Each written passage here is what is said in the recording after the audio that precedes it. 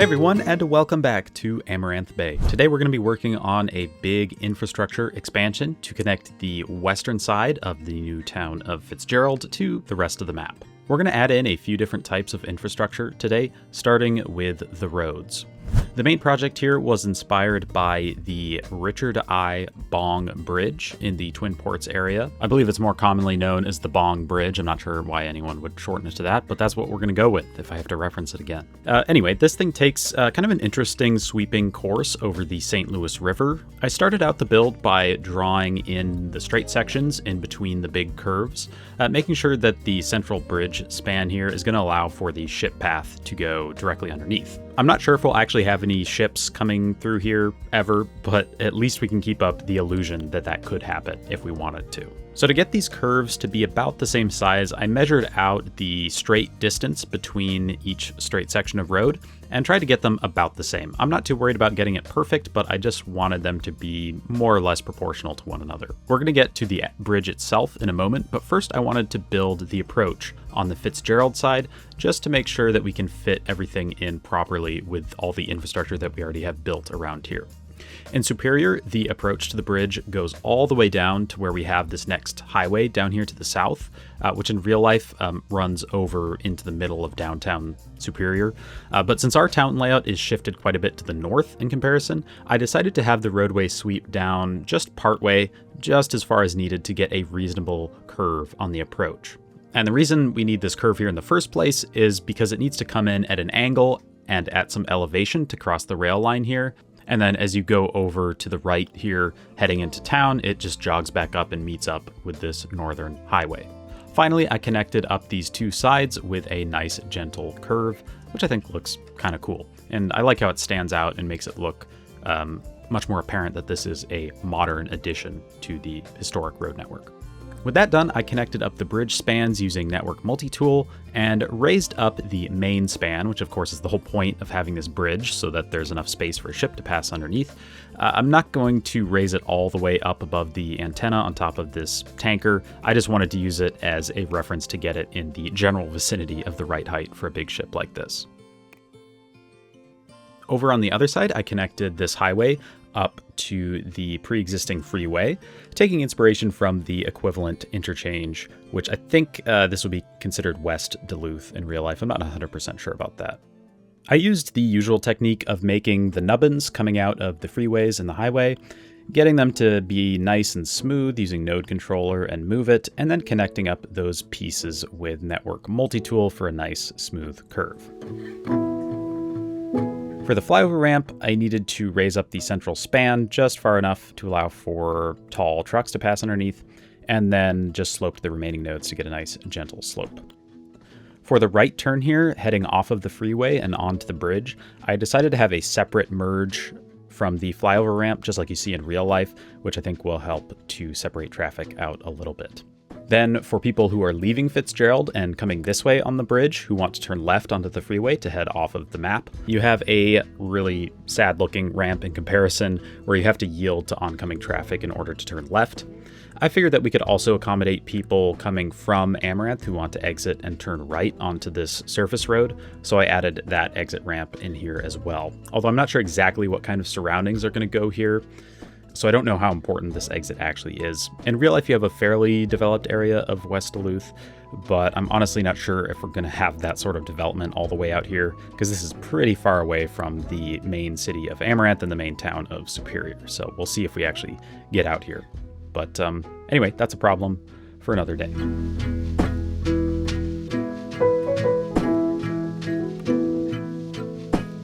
So with the approach on either end completed, it's time to add a few details to the bridge. I started off by adding a pedestrian deck using Network Multi-Tool, just using the parallel road feature, which makes it super easy. So that runs along just one side. It goes along the bridge and then all the way up over the flyover ramp, which seems like it would be kind of fun to do as a pedestrian or a cyclist. And then over here on this end near the freeway, it just kind of peters out because, again, I don't know exactly what we're going to do in this context, so I didn't want to commit to anything at this time. Over on the Fitzgerald side, it's a little less exciting. You don't have a cool flyover ramp or anything, so it just peels away slightly from the roadway as it slopes down on this embankment. And again, we're just going to leave that as a loose end. And this one we are actually going to get to later in the episode when we build a little bit of a cool intersection over here. For the bridge structure itself, I went ahead and replaced the pillars. In real life, you have these kind of wedge-shaped ones that taper down at a fairly steep slope. So to get that effect, I had to use PO on these pillar buildings that have sort of a similar shape to begin with, and I just had to emphasize that slope by dragging down some of these nodes. I left the built-in pillars there on the highway so that I could use them to space out the custom ones because I wanted to double the spacing, which just doing some quick, dirty measuring on Google Maps was about the right distance compared to the spacing of the pillars in real life. So I just did that to double the amount of pillars and then sloped all of them with Move It, which made it super easy and worked perfectly. And then, of course, we just had to do the same thing on the other side.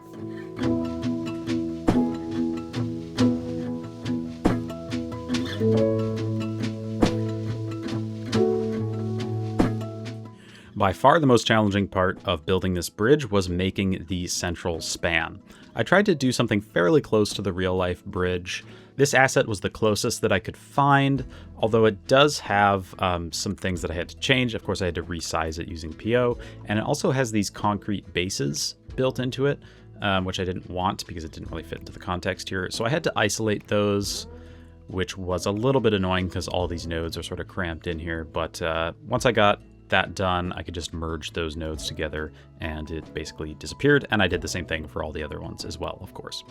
Since we already have a nice red bridge over in the port area, that's the streetcar swing bridge from a couple episodes ago, I decided to go with a different color here. So I'm going to take the real life bridge, which is a nice light blue, and I'm going to try to go for something along that line. To flesh out the base of the arch, I used these wall pieces that come from a set of, I think it was like a bus cleaning set, which is kind of weird, but it had the right kind of metallic texture on the outside, which I thought would fit in well here. It was a little hard to get the color to match between the arch span and the siding pieces. The color that I settled on matches in some lighting conditions, but not in others, but I just really couldn't quite get them to match perfectly. Because in this sort of instance, I like to lower the opacity a little bit so some of the texture comes through and it doesn't just look like a plain block of color.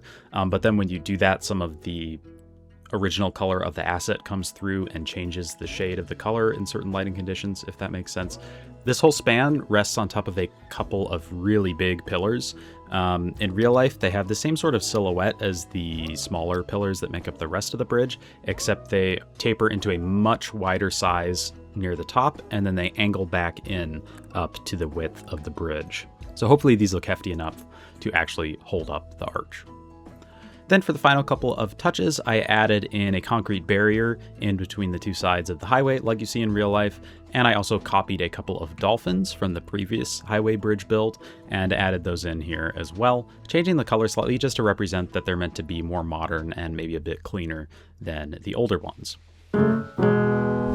In Superior, the equivalent road has this roundabout that connects the road to two separate stretches of Belknap Street, which runs through the downtown east to west, along with an industrial road going to the north, which is kind of an interesting rerouting of the road network. Of course, our layout is going to be quite a bit different, but I still wanted to follow the general idea of integrating this more modern highway into the original street grid. So I sort of awkwardly tried to fit in some blocks here in line with the rest of the grid, just to make sure that the spacing was correct relative to the town itself.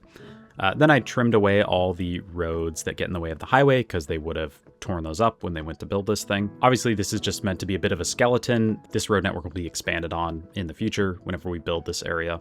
So despite the different layout, we're still going to build a roundabout. To build this, I used pretty much the same technique as I did for the Dogbone interchange from a few episodes ago, except this time it was quite a bit easier because we have more space to work with, so I didn't have to cramp everything so close together, which just makes it harder when you have a bunch of nodes right next to each other. I used separate roads for the slip lanes on and off the roundabout, and then shifted their connection points where they connect up to the two-way roads over a little bit so that the lanes line up instead of having the entirety of the slip lane road lining up with the middle of the two-way road, if that makes sense. I tried to go for a nice shallow curve on these roads because this is meant to be a relatively high-speed road with lots of through traffic, and we're not going to have pedestrians crossing this roundabout, at least on most of the roads, so they can pass through this thing at relatively high speed, at least for a roundabout.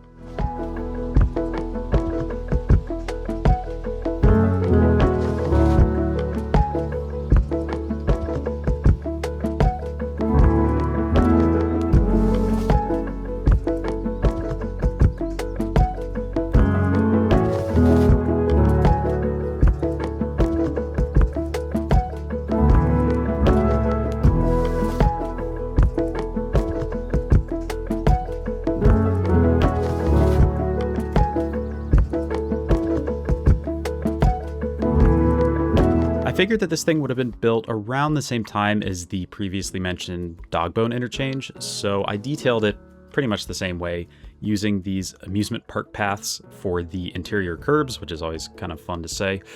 That's not a sentence you hear every day, I guess. It worked easily for the center, because it's just a circle, but the triangular bits between the slip lanes were quite a bit harder because you have this really sharp point where the two slip lanes converge, and the path network just did not seem to like becoming that sharp. So I basically just made it as sharp as I could, and then we're going to fill in the very tip with some regular pavement in IMT once we get to the IMT part of the build.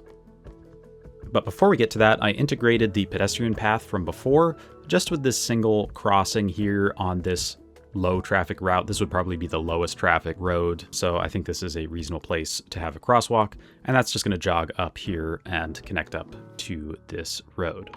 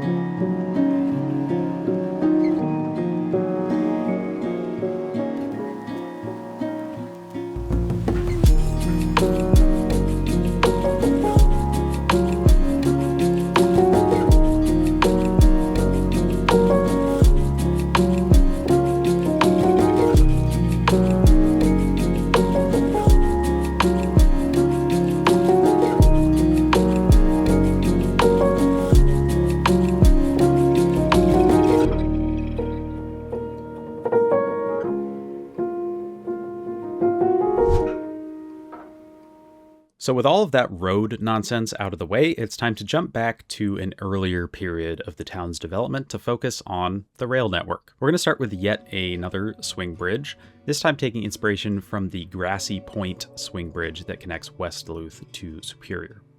This was built in 1912 and is still in use today, which is kind of cool. Although apparently there are a bunch of like stuffed animals and dolls nailed to the side that you can see as you sail under it. So we're not going to be doing that, but I did try to recreate the bridge itself, or at least make something fairly close to it. So we have the central swing span here, which I upgraded to the invisible version of the tracks. And then you have a short static bridge section on either side, which has this kind of like metal siding to it. I'm not sure what that's called, but looks cool. And then the remainder of the bridge between those pieces and the causeways that head out into the bay are going to be a wooden trestle, which we'll detail up in a moment, but for now I'm just going to put down these tracks. I decided to turn this into a single track bridge like you see in real life. Apparently the central span was actually built to fit two side-by-side tracks, but the trestle leading up to it is only single track, so it's basically just a single track bridge, so I decided to go for that. Normally I don't like to do this because of the potential for train traffic jams, which are absolutely horrible.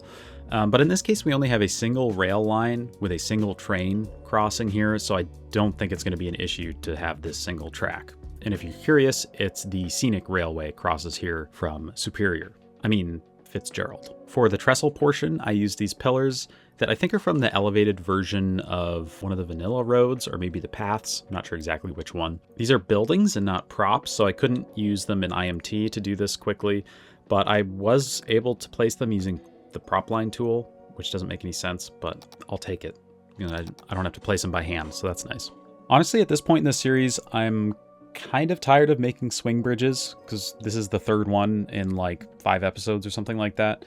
So I kind of rushed this one a little bit just to get it done. Basically using the exact same techniques that I settled on doing the streetcar swing bridge that I mentioned before, making sure that all 3 of the rotating parts, so the arch span, the deck, and the spinning portion underneath, are sized properly and centered. So even though I set it up this way, I didn't actually animate it at this point because I'm just a little bit burnt out on doing that sort of thing in PO. Even though it's really easy. But because I did set it up just like the prior one, I can always come back and add that animation in the future if needed. So the more interesting part of this bridge, at least as far as we're building it, is the static portion that holds up the whole contraption. I can't tell exactly what the structure is supposed to be like in real life, because I couldn't really find any clear pictures of it from above, or at least at the right angle, but on Google Earth, it appears to be some kind of lattice structure. So to make that, I outlined it with some retaining wall networks and then filled in the center with a grid of metal beams to evoke that look. I found the best technique to do this was to lay out all the props without caring if they fit into this outline or not, and then selecting all of them with PO and distorting the whole collection of them. And then because they're all aligned and they're the same size, it basically functions like a single object, which is really handy for fitting them to this kind of angled shape. I essentially did the same thing for the 2 going in the perpendicular direction, except just lengthening them instead of angling them to shape.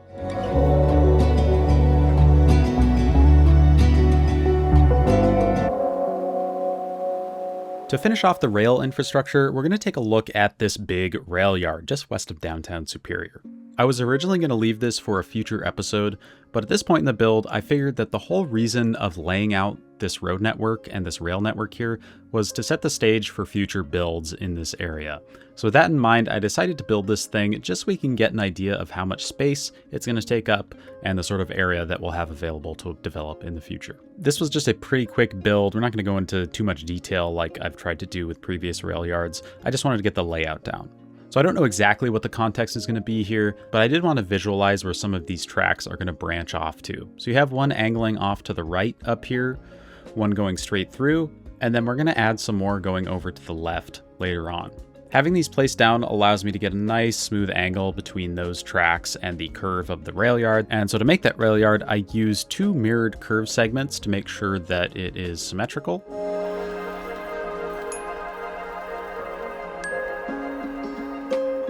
And then I copied the straight segments here all the way across, of course using the double track version instead of the single track version to have the number of nodes that we need to make this thing. I also made room for a service road running down the middle, which we're going to connect to the larger road network in a moment. First, of course, I had to make the rest of the connections to flesh out this yard.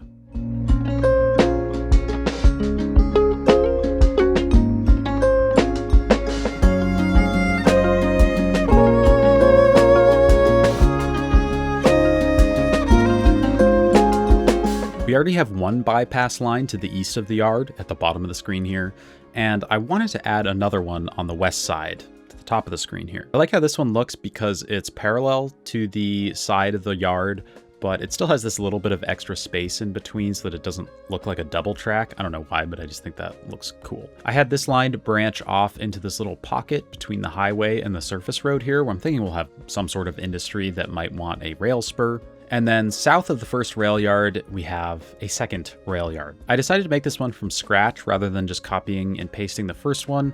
I thought that that might make it look a bit more varied overall and not as much of a copy and paste job.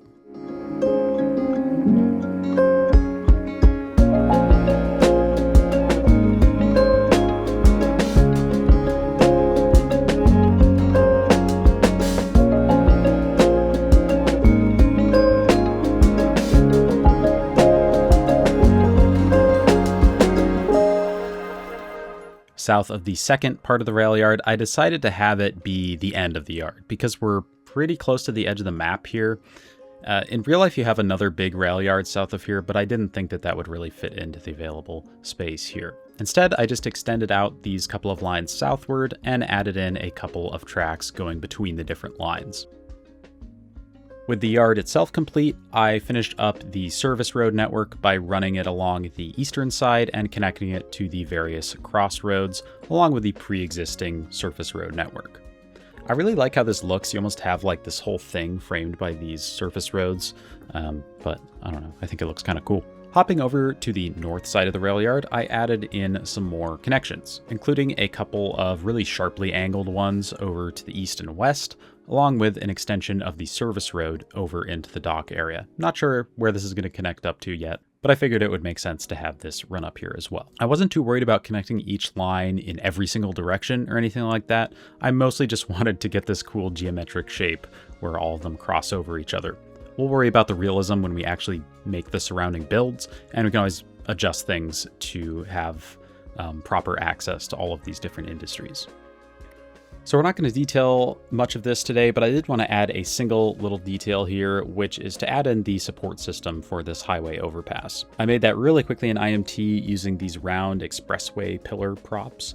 I did cheat a little bit by moving some of these nodes around so that you don't have pillars blocking the path of the tracks, but I think the spacing still looks reasonable from a distance, so I'm not too worried about that cheating.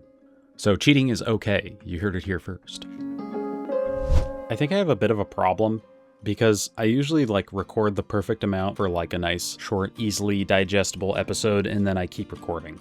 So today that extra recording is going to take the shape of some electricity infrastructure. This is primarily going to involve building a power plant out on this peninsula, but before we can get that up and running, I had to connect this extremely isolated area of the map up to the larger road network. In Duluth, you have a nearly continuous grid that runs from basically downtown over to the area near the power plant. I didn't want to commit to developing the whole area in that way, but I also didn't want to exclude that possibility. So what I'm going to do is extend out this road in line with the downtown grid, take that in a straight shot over to the road that crosses the freeway at this interchange. And so if all this ends up being urbanized, we can still extend the grid out this way. And if not, it's just going to be a normal rural highway. Either way, it'll work perfectly fine. Over by the peninsula, I placed a road in line with the angle of the shoreline here, so we can have a similar setup where this could either function as a different angle of the grid that will connect up with the original angle of the grid, or it can just be a random rural road that connects to the power plant. So with all of that connected up, we have adequate road access, and it's time to start building the map's first proper power plant.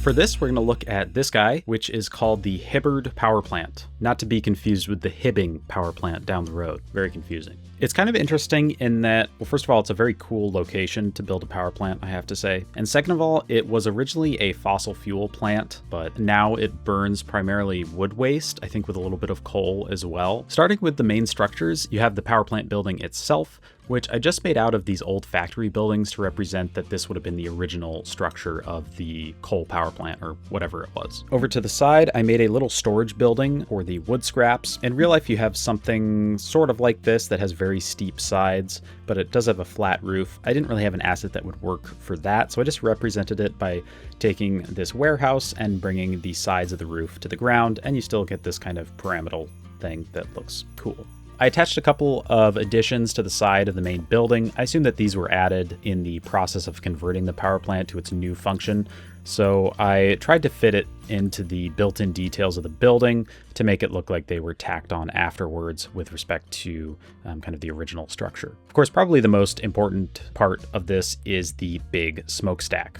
I didn't know what material the original one would have been, so I ended up using a metal one, and that would have been added in during the conversion process, I assume. There's a big maze of ducts that lead from the plant into the stack, and I didn't really have any assets that would work for this, so I made my own using this generic shipping container prop, covering up the texture and branding with a color rectangle in PO so that it was a little bit less identifiable as a shipping container.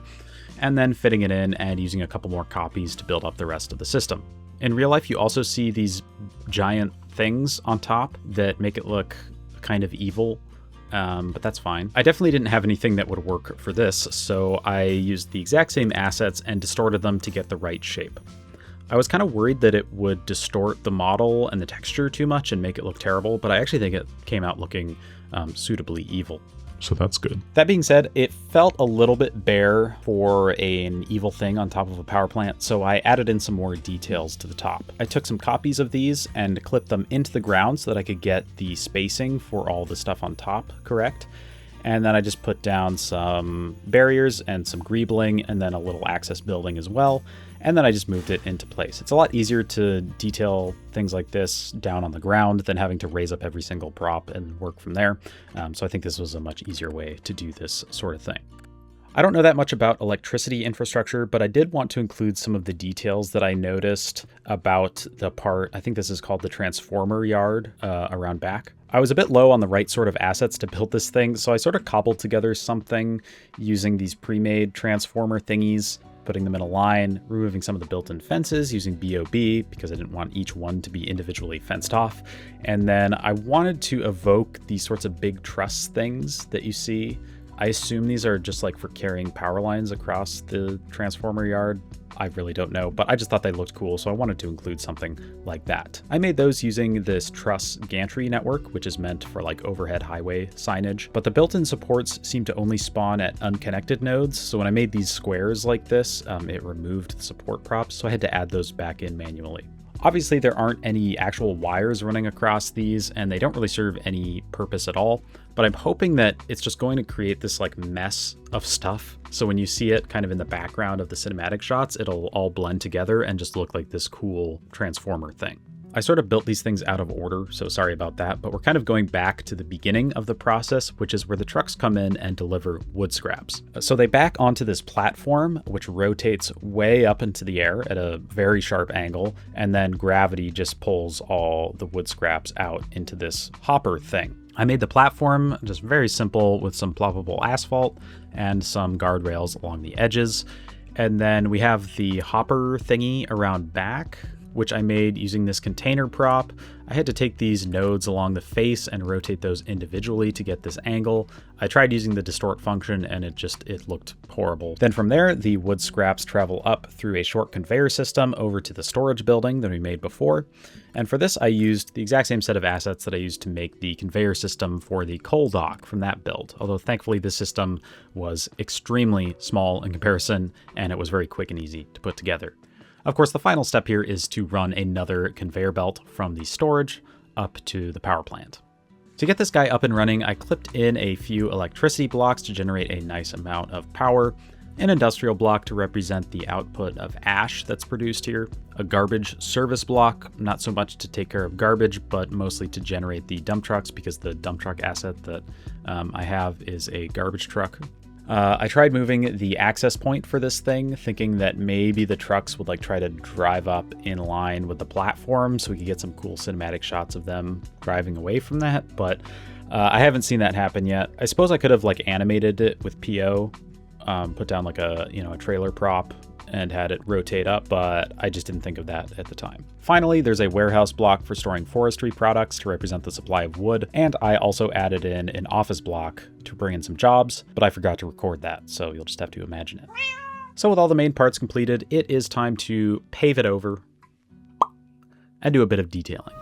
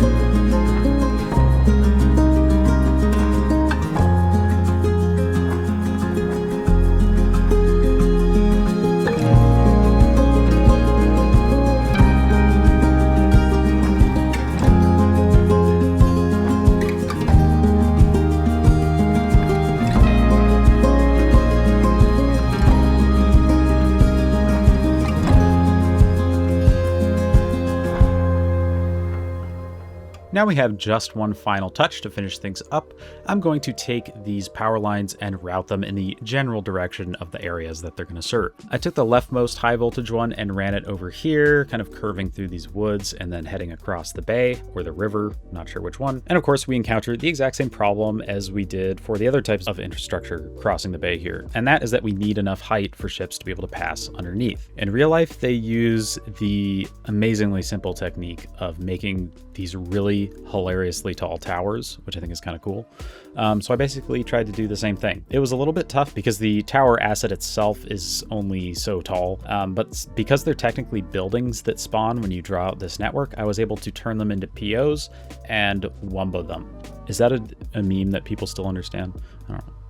I made them big. Next, I removed the towers on the ends of the other nodes leading up to this tall section, and I dragged them together. I didn't actually connect them because I didn't want another tower to spawn.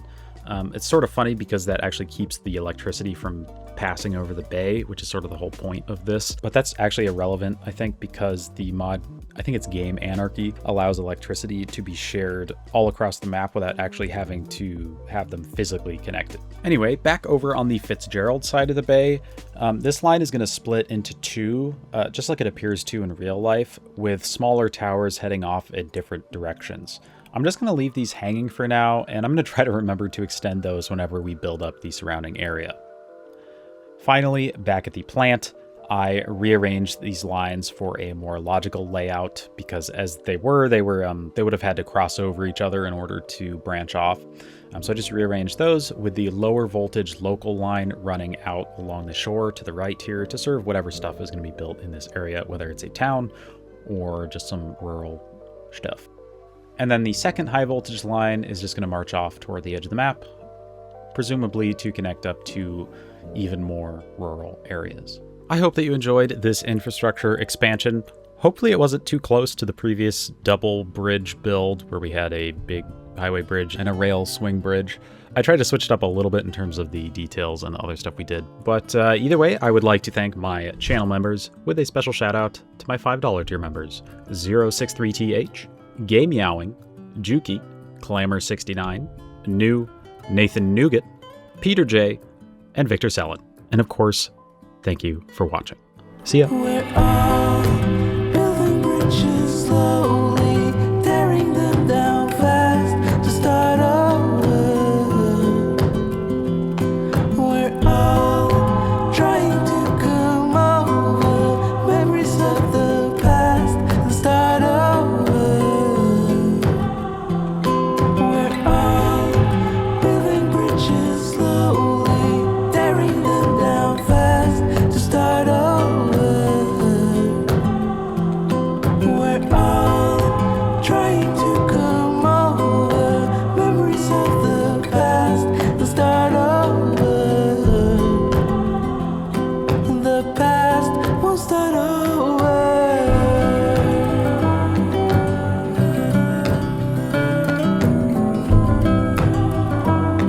The past won't start over.